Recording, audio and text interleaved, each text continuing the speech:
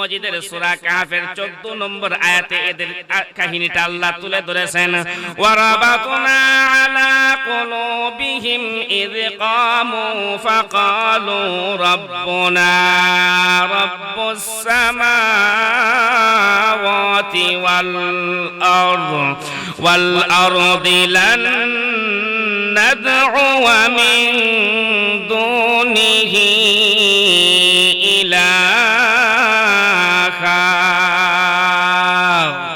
আমার আল্লাহ সূরা কাফের আয়াতের মধ্যে বলেন, এ দুনিয়ার মানুষ শুনো, 7 জন যুবক যেই মাত্র গাছতলার মধ্যে বসিয়া জল্পনা কল্পনা করতেছে সৃষ্টিকর্তাকে, তারা মাটির নির্মিত এই মূর্তির কাছে মাথা নত করবে না। আমি আল্লাহ আরশে আজিম থেকে তাদের দৃশ্য দেখতেছি।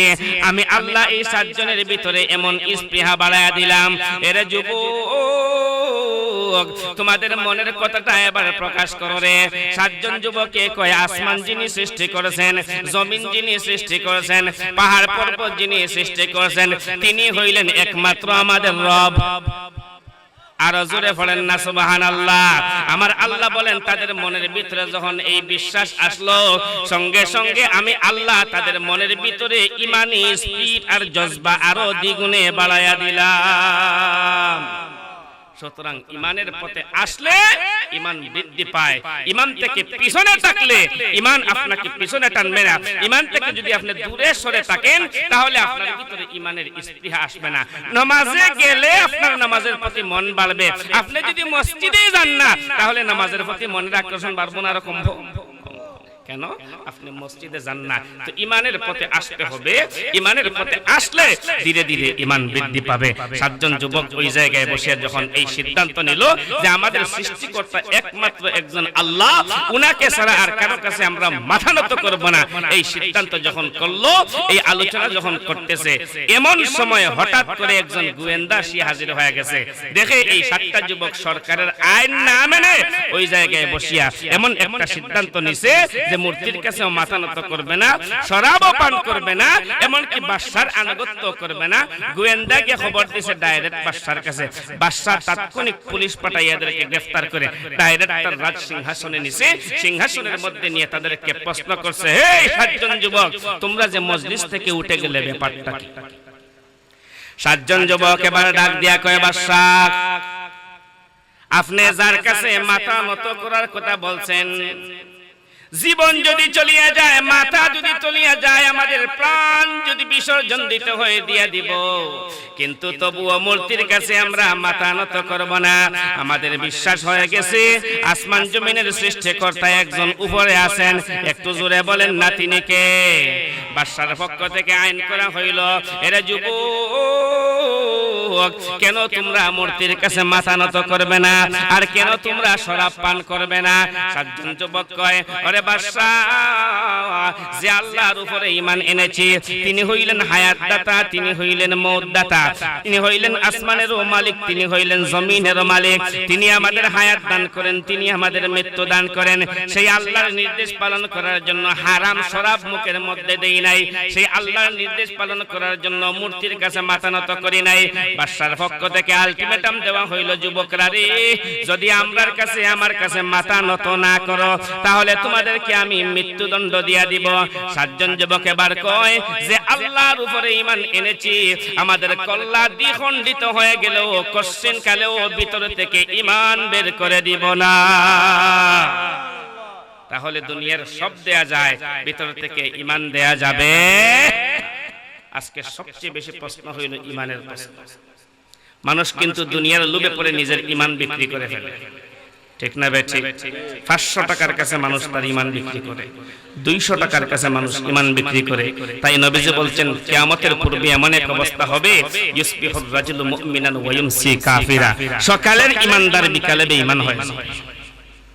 এই পরিস্থিতি বর্তমানে আছে না নাই? জোরে বলতে হবে, আছে না নাই? 7 জন যুবককে ভিতর থেকে সব দেয়া যাবে, কিন্তু ঈমান দেয়া যাবে? বাদশার পক্ষ থেকে আলটিমেটাম দেওয়া হলো, একদিন, 2 দিন, 3 দিনের ভিতরে তোমরা তোমাদের সিদ্ধান্ত চেঞ্জ করো, সিদ্ধান্ত চেঞ্জ করে পরিবর্তন করে আমার দরবারে এসে আনুগত্য স্বীকার করো, নতুবা তোমাদেরকে ফাঁসিতে ঝুলিয়ে হত্যা করে দিব। পৃথিবীর ইতিহাসে দৃষ্টান্ত হয়ে যাবে বাদশার আইন না মানার কারণে 7টা যুবকের ফাঁসি হয়েছে। 7 জন যুবক কয় ঠিক আছে, আমরা আমাদের সিদ্ধান্ত বুঝে শুনে জানাচ্ছি। এই উদ্দেশ্য করে 7 জন যুবক রাজদরবার থেকে বের হয়ে বাহিরে গিয়ে পরামর্শ করলো কি করা যায়। 7 জন একই সিদ্ধান্ত নিল, যেই জায়গায় আমরা আমাদের রবের উপরে ঈমান এনেছি কোন অবস্থাতে এই দাকিয়ানুস বাদশার শহরে আর ঢুকবো না, আর এই বাদশার কাছে আনুগত্য করব না। এমনকি পাক্কা ইরাদা করলাম যদি আমাদের স্বাধীনতার উপরে সরকার কোনো হস্তক্ষেপ করে, বাদশা কোনো হস্তক্ষেপ করে, তাহলে এই বাদশার দেশে আর একটা কদমও রাখতে চাই না। সুবহানাল্লাহ বলেন। 7 জন যুবক বাড়িতে গিয়ে মার কাছ থেকে বিদায় নিয়ে আসলো। মাগো, ও মা, আমাদেরকে বিদায় দিয়ে দাও, আমরা কোনদিন দাকিয়ানুস বাদশার আনুগত্য করব না, হারাম জিনিসে আমরা লিপ্ত হইব না, মদ পান করব না, মূর্তির কাছে মাথা নত করব না। মাগো, দয়া করে সন্তানকে বিদায় দিয়ে দাও গো মা। কোন জায়গা থেকে কোথায় যাইব এটা আল্লাহ ছাড়া কেউ জানে না। ও মা, বিদায় দাও গো। যদি হায়াত থাকে তাহলে কোনদিন ঈমানের হালতে দেখা হবে, আর যদি মরে যাই গো মা, নসিবে তো নসিবে যদি থাকে তাহলে আর জান্নাতের সিঁড়িতে তোমাদের সাথে দেখা হবে। আর জোরে পড়েন না সুবহানাল্লাহ। এই জন্য 7 জন যুবক ঘর থেকে বের হয়ে গেল। আবার ঠিক করবানি।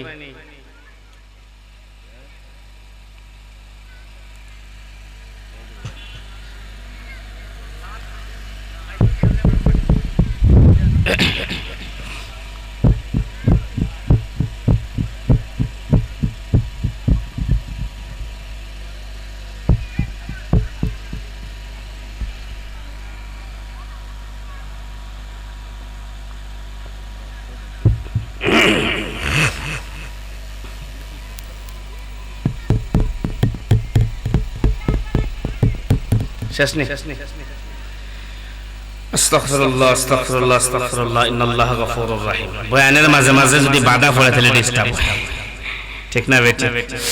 যাই হোক, আল্লাহ আমাদের মন মানসিকতা ফ্রেশ করে দেখ, আমরা সবাই বলি আমিন। তারা মায়ের কাছ থেকে বিদায় নিয়ে 7 জন যুবক দেশ থেকে বের হয়ে গেল। কোন জায়গায় যাইবে, কোথায় যাইবে কোনো ঠিক ঠিকানা নাই। গাড়ির মধ্যে কিছু শুকনা খাবার আর বোতলের মধ্যে কিছু পানি আর সামান্য কিছু কাপড় চোপড় নিয়ে 7 জন যুবক এই দেশ থেকে বের হয়ে গেল। যেই দেশে ঈমান নাই, এই দেশে হারাম খাদ্য খেতে হয়, আমরা এই দেশে আর থাকতে চাই না। চলো আল্লাহর হাওলা বের হয়ে যাই, দেখি আল্লাহ আমাদের জন্য ঠিকানা কোন জায়গায় রাখছে। কোন জায়গায় যাইবে, কোথায় যাইবে আগে কোনো নির্ধারণ করে নাই।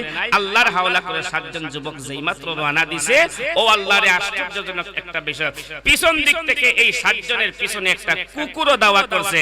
7 জন যুবক এই কুকুরকে দেখিয়া বলল, এই কুকুর, তুই আমাদের সাথে কোথায় যাইবে? মাটির টুকরা নিয়ে কুকুরের উপরে ডিল মারে, ইটা মারে, এই কুকুর আমাদের সাথে যাস না। যেই মাত্র ইটা মারছে তারা মাটি দিয়ে, সাথে সাথে আল্লাহ এই কুকুরটার জবানটাও খুলে দিয়েছে। কুকুর এবার ডাক দিয়া কয়, ও 7টা যুবক, তোমরা কোথায় যাও রে? মাটির টুকরা দিয়ে আমাকে যতই তাড়াইতে চাইবা, আমি কিন্তু ফিরিয়া যাইতে চাই না। আমি জানি তোমরা কোন জ্বালায় দেশ ছাইরা যাইতেছো। তোমাদের ভিতরে যেই জ্বালা, আমি কুকুরের ভিতরেও একই জ্বালা। মারো জোরে। এ যুবক ভাইরা, তোমরা যেই দিকে যাও আমারেও সাথে লইয়া যাও, আমাকে একা তোমরা রেখে যাইও না। আমিও নিয়ত করছি, কুকুর হইলাম পৃথিবীর সবচেয়ে নিকৃষ্ট প্রাণী, আমি হইলাম সবচেয়ে নিকৃষ্ট। আমার মুখের লালা যদি কোনো পাত্রের মধ্যে লাগে, পাত্র পাক না নাফাক? আর জোরে বলেন, ফাক না নাফাক? আমি নাফাক হইয়াও ইরাদা করছি এই জালিম বাদশার দেশের একটা রুটিও আর মুখে দিব না। 7 জন বাইরে, তোমরা যেই দিকে যাইবা আমারও সেই দিকে নিবা। যদি দেশের কোনো গোয়েন্দা আসে তোমাদেরকে গ্রেফতার করার জন্য, তোমাদেরকে রক্ষা করার জন্য আমি কুকুর নিজের জানটা বিলাইয়া দিব। কুকুর জবান দিয়া কথা বলা শুরু করছে। সাতজন যুবক আগে আগে, কুকুর একবার যায় সামনে, একবার যায় ডানে, একবার যায় পিছনে, একবার সামনে, একবার পিছনে, একবার ডানে, একবার বামে। সাতজন যুবক হাঁটতে হাঁটতে চলতে চলতে একটা পাহাড়ের কিনারে গেল। একটা পাহাড়ের কিনারের মধ্যে গিয়ে একটু রেস্ট নেবার ইচ্ছা করলো। হাঁটতে হাঁটতে ক্লান্ত হয়ে গেছে। সাতজন যুবক পাহাড়ের কিনারে গিয়া তাদের সাথে যে ব্যাগ ছিল, খাদ্যদ্রব্য ছিল, এই ব্যাগ বস্তাগুলো রাখিয়া ওই জায়গার মধ্যে তারা সিদ্ধান্ত করছে সামনে কোথায় যাইব। সাতজনের মনের করে পরিকল্পনা আমার আল্লাহ উপর থেকে দেখে দিলের ভিতরে এমন একটা প্রশান্তি দিয়া দিলেন। আর আল্লাহ জানায় দিলেন, যুবকরা রে, ঈমান বাঁচানোর জন্য দেশ ছেড়ে চলে আসছো, বাকি জিন্দেগির জিম্মাদার আমি আল্লাহ স্বয়ং হয়ে গেলাম। তাহলে ঈমানের জন্য কেউ যদি আল্লাহ পাওয়ার জন্য ঈমানের রাস্তায় বের হয়ে যায়, তার বাকি রাস্তাগুলো আল্লাহ সহজ করে দেন। জোরে জোরে পড়েন সুবহানাল্লাহ। পাহাড়ের সিপাহী যখন গেছে, সামনে গিয়ে দেখে বড় একটা গর্ত দেখা যায়। এই গর্ত পিছনে কিন্তু দেশের সরকারের গোয়েন্দা বাহিনী দাওয়া করছে কোন সময় ধরবে আর কোন সময় গ্রেফতার করবে। এইদিকে সামনে পাহাড়। এখন সাত যুবক যাবে কোথায়? গর্তের কিনারায় গেছে। কিনারায় গিয়ে তারা চিন্তা করলো, আমাদের রেস্ট নেওয়ার তো আর কোথাও জায়গা নাই। ওই গাছের ভিতরে বড় একটা জায়গা দেখা যায়, দেখি আমরা ওই গাছের ভিতরে বসে একটু রেস্ট নিতে পারি কিনা। সুবহানাল্লাহ। ওই গাছ বা গর্তটাকে কোরআনের ভাষায় বলা হয় কাহাফ। কি বলা হয়? জোরে বলেন, কি বলা হয়? কাহাফ। সাতজন যুবক ওইখানে দাঁড়াইয়া ওইখানে গর্তের ভিতরে ঢোকার আগে তারা আল্লাহর কাছে দোয়া করছে দুইটা। জোরে বলেন, কয়টা? দুইটা। সূরা কাহাফের 10 নম্বর আয়াতে আল্লাহ বলছেন, ইয আওয়াল ফিতিয়াতু ইলাল কাহফি ফাকালু রাব্বানা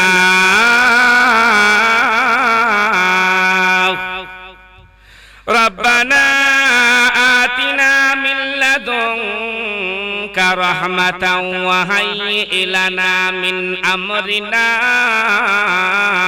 رشدا। আরো জোরে পড়েন না আল্লাহু আকবার। সাতটা যুবক যেই মাত্র গর্তের কিনারে গেল, ওই জায়গায় গিয়ে আল্লাহর কাছে দোয়া করছে দুইটা। এক নম্বর দোয়া করছে, রাব্বানা আতিনা মিন লাদুনকা রাহমা। ও আল্লাহ, বাড়ি ঘর সবকিছু ছাইরা আসলাম গো, পাহাড়ের কিনারায় আসছি, মেহেরবানি করে আল্লাহ তোমার রহমত দিয়ে আমাদেরকে বেষ্টন করো। আরো জোরে পড়েন সুবহানাল্লাহ। ওয়াহাইয়্যি লানা মিন আমরিনা রাশাদা। আর আমাদের জন্য উত্তম পথ প্রদর্শন করুন। সামনের দিন আমরা কোথায় কাটাবো আল্লাহ তুমি ব্যবস্থা করে দাও। দোয়া যেই মাত্র দুইটা করছে, আমার আল্লাহ বলেন, বান্দারা রে, আমি আল্লাহ তোমাদের দোয়া কবুল করলাম। এক নম্বর দোয়া চাইছো তোমরা রহমত। ও দুনিয়াবাসী জানিয়ে রাখো, এই সাতজন যুবককে আমি আল্লাহ আমার স্পেশাল রহমত দিয়া দিলাম। রহমত যারা তারা যখন চাইছে, ওরা গর্তের ভিতরে ঢুকছে। দুইকে একজনে কয় আমার শরীরে একটু ব্যথা করতেছে, একজনে কয় আমার শরীরটা একটু অবশ অবশ লাগতেছে, একজনে কয় আমার খুব ক্লান্তি আসছে। চলো গর্তের ভিতরে যখন কেউ দেখে না, তাহলে ওই জায়গায় আমরা একটা ঘুম দেই। মানুষ কষ্ট করলে, হেরান হইলে, পেরেশানি হইলে, ক্লান্তি আসলে ঘুম আসে কিনা? সাতজন যুবক গর্তের ভিতরে যেই মাত্র ঢুকছে, আমার আল্লাহ রাব্বুল আলামিন বলেন, এই সাতজন যুবকের ভিতরে আমি আল্লাহ সবচেয়ে বড় রহমত যেটা দিলাম, সেই রহমতটা হইল এদের চোখের মধ্যে আমি আল্লাহ ঘুম দিয়ে দিলাম। ঘুম আল্লাহ তাআলার রহমত। কেন জানেন? বহু টাকাওয়ালা, পয়সাওয়ালা, সম্পদশালী আছে, রাতের বেলা চোখে ঘুম নাই। আছে না নাই? আর গরিব মানুষ কুয়ারিতে কাজ করে, ক্ষেতের কাজ করে, আলিপুরে রোয়া রয়, ধান খাটে, কুয়ারিতে কাজ করে, সেলাই গিয়ে কাজ করে, ইসামতি সুনাফাতরের কাজ করে, সন্ধ্যার সময় বাড়িতে আসিয়া বেলচা, কুদাল, লগি, বইটা সবকিছু রাইখা রাতের বেলা খুব আরামে ঘুমায়, সকালে আবার ঘুম থেকে উঠে যায়। তার চিন্তা হইলে, আমি বেটা গরিব মানুষ, আনিতে খাই, আমার ঘরে সুরে ঢুকলেও লাভ কি? সুর ঢুকলে কিছু ফাইলে না নিত, আমার আসুই কি আর নিবই কি? ঠিক না বেঠি?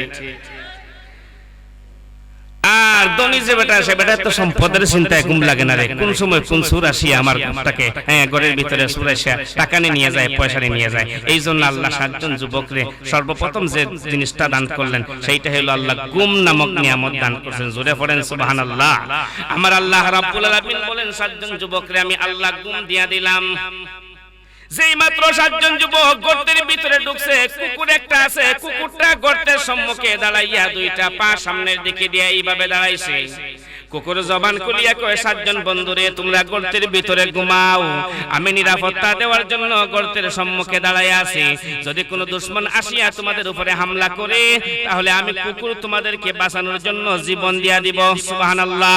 আমার আল্লাহ রাব্বুল আলামিন বলেন, তাদেরকে নিয়ামত দিয়া দিলাম। ফাদারাবনা আলা আযানিহিম ফিল কাহফি সিনিনা আদাদা। জোরে পড়েন আল্লাহু আকবার। আমার আল্লাহ বলেন, কয়েক বছরের জন্য এদের চোখের মধ্যে আমি আল্লাহ ঘুম দিয়া দিলাম। যখন তারা গর্তের ভিতরে ঘুমাইছে, আসমানের সূর্যের তাপ আসিয়া গর্তের মধ্যে পড়ে। আসমানের সূর্যের কিরণ পড়িয়া এই যুবকদের ঘুমের মধ্যে ডিস্টার্ব হইতে পারে। এই জন্য আমার আল্লাহ আসমানের সূর্যের আলোটাকেও ঘুরাইয়া দিলেন।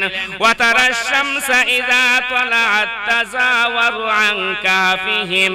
আমার আল্লাহ রাব্বুল আলামিন বলেন, 7 জন যুবক গর্তের ভিতরে ঘুমাইছি, এদের ঘুমে যাতে কোনো ডিস্টার্ব না হয়, এই জন্য আমি আল্লাহ আসমানের সূর্যকে বললাম, সূর্য রে ওঠার সময় তুমি কায়েত হইয়া উঠবে, যাতে সূর্যের আলো পড়িয়া 7 জন যুবকের ঘুম না ভাঙে। সুবহানাল্লাহ। আরো জোরে পড়েন না সুবহানাল্লাহ। মোবারক পেয়েছেন না? মোবারক আল মামুন সাহেব চিনেন না? এমন কেউ আছেন না? সবাই চিনি আমরা। আমাদের এই এলাকার সাবেক ইমাম, বন্ধু মানুষ, বাংলা বাজারের সুপরিচিত বক্তা, বাংলাদেশের অন্যতম ইসলামী আলোচক হযরত মাওলানা মোবারক আল মামুন সাহেব আসছেন। আমি আলোচনা এখানেই শেষ করব। শেষ করার আগে কয়েকটা মেসেজ শুধুমাত্র আলোচনার সারসংক্ষেপে দিতে চাই। এটা বেশ লম্বা একটি ঘটনা, তাফসীর ওয়ার আলোচনা করলে আরো সময়ের দরকার, সময় নিতে চাই না। আমাকে সময় দেওয়া হয়ে গেছে অলরেডি, মধ্যখানে আমার কিছু সময় নিয়ে নিছে কারেন্টে এই সেই, ঠিক না বেটি? সর্বশেষ আমি বলবো, ও বৃদ্ধ বাবাজিরা, আপনাদের তরুণ এবং যুবকদেরকে একটু সচেতন করা দরকার। আজকে আপনার আমার তরুণ আর যুবক যে সমস্ত ভাই বেরাদার আছেন, সকলকে আমি বলতে চাই, আমরা সব কিছুর পরে ইমানটাকে আমরা প্রায়োরিটি দিব, ইমানটাকে আমরা প্রাধান্য দিব। কোন অবস্থাতেই কোন নেতা নেত্রীর পিছনে পড়ে, দুনিয়ার কোন লোভ লালসায় পড়ে আমার আপনার ইমান বিক্রি করব না। পারবো তো ইনশাআল্লাহ? নাম্বার 2, রাসূলুল্লাহর সুন্নাত, রাসূলুল্লাহর সুন্নাত তরিকায় চলবো। কেন তুমি ইহুদি খ্রিস্টানের স্টাইলে চুল কাটবা, নেইমার আর মেসির স্টাইলে চুল কাটবা? তোমার চুল হবে রাসূলুল্লাহর সুন্নাত তরিকায়, তুমি হবে হাসান আর হুসাইনের সৈনিক, তোমার পোশাক হবে ইসলামী সুন্নাত তরিকার পোশাক। কোন অবস্থাতে ইহুদি খ্রিস্টানদের চালচলন আমাদের সমাজে চলতে দেওয়া হবে না। 3 নম্বরের কাজ, যদি দেখেন আপনার সমাজে, আপনার এলাকায়, আপনার দেশে ইসলামের বিরুদ্ধে কোনো কাজ হইতেছে, অনিসলামিক কার্যক্রম হইতেছে, গান বাজনা হইতেছে, নর্তকী নাচানো হইতেছে, দুল তবলার আয়োজন করা হইতেছে, মদের আড্ডা বসে গেছে, জুয়ার আড্ডা বসে গেছে, এই জন্য তরুণ আর যুবকদেরকে এগিয়ে আসতে হবে। সমস্ত অন্যায় আর অনিসলামিক কাজের বিরুদ্ধে যুবকদেরকে এগিয়ে আসতে হবে। চিল্লায়া বলেন ঠিক না বেঠে? কারণ যুবকরা হলো সমাজের প্রাণ। যুবকরা যেই দিকে মোড় নিবে, সমাজের চিত্র সেই দিকে চলিয়ে যাবে। আজকে যুবকরা যদি ইসলামের দিকে আসে, তাহলে ইসলাম অতি দ্রুত গড়ে গড়ে গিয়ে পৌঁছবে। এজন্য যুবক, সব যুবক বেনামাজি হয়ে যাও না, নামাজি হয়ে যাও। যুবকরা যখন নামাজের সময় টুপি মাথায় দিয়ে মসজিদে যাবে, দেখবেন যদি বুলা কোনো মানুষ নামাজে যায় না, শরমে আর লজ্জায় মসজিদে যাইতে বাধ্য হবে। ঠিক না বে ঠিক? এই যুবক আর তরুণদেরকে আমি সচেতন করতে চাই। আজ আমার আপনার ঈমান নিয়ে ছলনা খেলা হইতেছে, ঈমান নিয়ে আমাদের ঈমান নিয়ে অনেক পুতুল খেলা শুরু হয়ে গেছে। মুসলমানদের ভিতর থেকে কিভাবে ঈমানটা বের করা যায়, এজন্য সবকিছুর উপরে তুমি তোমার ঈমানটাকে ধরে রাখতে হবে। যে সমস্ত কাজ থেকে আমি বিরত থাকার কথা বলবো, এই মোবাইলের কথা দিয়ে আমি কথা বলা শুরু করছিলাম, আলোচনা অনেক দূরে চলে গেল। এই মোবাইল, এটা কিন্তু সায়েন্সের একটা আবিষ্কার। ইহুদি খ্রিস্টানরা আরো 20 বছর আগে, 30 বছর আগে চ্যালেঞ্জ করছিল যে অদূর ভবিষ্যতে একদিন না একদিন এই জাতির ব্রেন আমরা নষ্ট করব এই মোবাইল দিয়ে। এই মোবাইল দিয়ে আপনি এখানে বসিয়ে যেমন সৌদি আরব, মক্কা, মদিনা যা আছে সবকিছু দেখতে পারবেন। ভালো ভালো কাজও করা যায় মোবাইল দিয়ে। আবার এই মোবাইল দিয়ে এমনও কিছু খারাপ কাজ আছে, যে খারাপ কাজ আগে মানুষ দূরে হাঁটিয়ে গিয়ে করত, এখন আর দূরে যাওয়া লাগে না। ছায়াছবি দেখার জন্য মানুষ আগে যাইতো ছাতক, ঠিক না বে ঠিক? এখন আর ছাতক যাওয়া লাগে না, দোকানে এসে টিভি দেখা লাগে না, খেতার তলে হইতে মোবাইল শরীর দিয়ে দেখিলে সপ্তাহ। ঠিক না বেঠিক? সুতরাং এই মোবাইল দিয়ে যেমন ভালো জিনিস দেখা যায়, এই মোবাইল দিয়ে এইভাবে খারাপ হওয়া যায়। মোবাইলের কাছ থেকে সাবধান থাকতে হবে। ফ্রি ফায়ার একটা আবিষ্কার হয়েছেনি তরুণ আর যুবক, আমি সাবধান করি, এটার আবিষ্কার কোথায়? এটার আবিষ্কার ছিল বড় এক গেইনার, যে চিন্তা করছে এই যুবকদেরকে কিভাবে পাগল বানানো যায়। রাস্তার এখানে একজন সামনে একজন, ফার্স্ট জায়গায় বসে দেখেন ফ্রি ফায়ার খেলে। এমন খেলা খেলে আজান কোন দিকে যায়, নামাজ কোন দিকে যায়, খানা কোন দিকে যায়, তার পরনের ফ্যানটার লুঙ্গি আছে কিনা এটারও ভাই যখন ঠিক না বেটি। দেখি ফার্স্টজন যুবক ফার্স্ট জায়গায় বইয়া খেলে, মার মার মার মার মার মার মার মার। আমি কই এটা ফ্রি ফায়ার না, এটা তো ফ্রি পাগল। যখন ঠিক না বেঠে, এই কালচার থেকে আমার তরুণ যুবকদেরকে বেরিয়ে আসতে হবে। তোমার ইন্টারনেট, তোমার ফেসবুক দিয়ে ইসলামী পোস্ট করো, তোমার ফেসবুক দিয়ে ইসলাম প্রচার করো। যারা ইসলামের বিরুদ্ধে ব্লগে লেখালেখি করে এদের বিরোধিতা করো। অনলাইনেও আল্লাহ রাস্তায় জিহাদ করা যায়, ঠিক না বেঠে? ইসলামিক পোস্ট করো, যারা ইসলামের বিরুদ্ধে লেখালেখি করে এদের বিরুদ্ধে কলমের জিহাদ চালিয়ে যাও। তাই আসুন তরুণ যুবকদেরকে আমি যে মেসেজটা দিয়ে কথা বলে শেষ করতে চাই, সর্বশেষ কথা হলো ঈমানের পথে অবিচল থাকতে হবে, আল্লাহর দ্বীন কায়েমের সংগ্রামে এগিয়ে আসতে হবে। সর্বদা অন্যায়ের বিরুদ্ধে, অনিসলামিক কাজের বিরুদ্ধে আমাকে আপনাকে সোচ্চার হতে হবে। প্রত্যেকটা যুবককে বাধ্যতামূলক নামাজি হতে হবে। আল্লাহ সকল যুবকদেরকে কবুল করুন। সবাই